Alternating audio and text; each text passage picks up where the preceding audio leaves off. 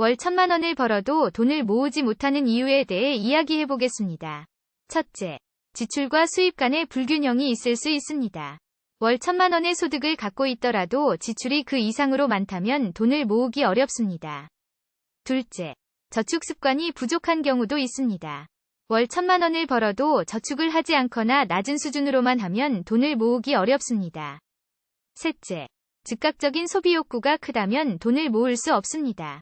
월급을 받은 다음 바로 소비하게 된다면 돈을 절약하기 어렵습니다. 넷째, 미묘한 지출이 많아 돈을 모으지 못하는 경우도 있습니다. 소액의 지출이 많아지면 돈을 절약하기 어렵습니다.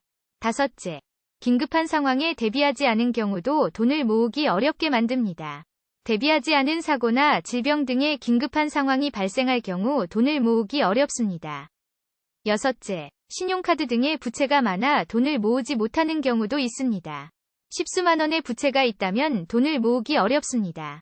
일곱째, 높은 생활 수준 유지로 인해 돈을 모으기 어렵습니다. 월 1,000만 원을 벌어도 고가의 생활을 유지한다면 돈을 모으기 어렵습니다. 여덟째, 급여를 통한 소득만을 의존하다 보니 돈을 모으기 어렵습니다. 월급만을 의존한다면 돈을 모으기 어렵습니다. 아홉째, 재테크에 대한 지식 부족으로 돈을 모으지 못하는 경우도 있습니다. 재테크에 대한 지식 부족으로 돈을 모으기 어렵습니다. 열째, 주변 환경으로 인해 돈을 모으기 어렵게 만들 수도 있습니다. 주위 사람들의 영향으로 돈을 모으기 어렵게 만들 수 있습니다. 열한째, 불필요한 소비를 많이 하기 때문에 돈을 모으지 못하는 경우도 있습니다. 불필요한 소비를 줄이지 않으면 돈을 모으기 어렵습니다. 열두째, 제대로 된 목표 설정이 없어 돈을 모으지 못합니다. 목표가 없다면 돈을 모으기 어렵습니다. 열셋째, 금융상품에 대한 이해도 부족으로 돈을 모으지 못하는 경우도 있습니다. 금융상품에 대한 이해도 부족으로 돈을 모으기 어렵습니다. 열넷째, 외적 요인으로 돈을 모으기 어렵게 만들 수도 있습니다. 경제 상황 등 외부 요인으로 인해 돈을 모으기 어렵게 만들 수 있습니다.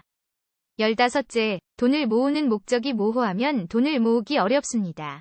돈을 모으는 목적이 명확하지 않다면 돈을 모으기 어렵습니다. 열여섯째, 잠시 후의 이익보다 즉각적인 즐거움을 추구하기 때문에 돈을 모으지 못합니다. 즉각적인 즐거움을 추구한다면 돈을 모으기 어렵습니다. 열일곱째, 부적절한 투자로 인해 돈을 모으지 못하는 경우도 있습니다. 부적절한 투자로 돈을 모으기 어렵습니다. 열여덟째, 대출 상환 등의 이유로 돈을 모으지 못하는 경우도 있습니다.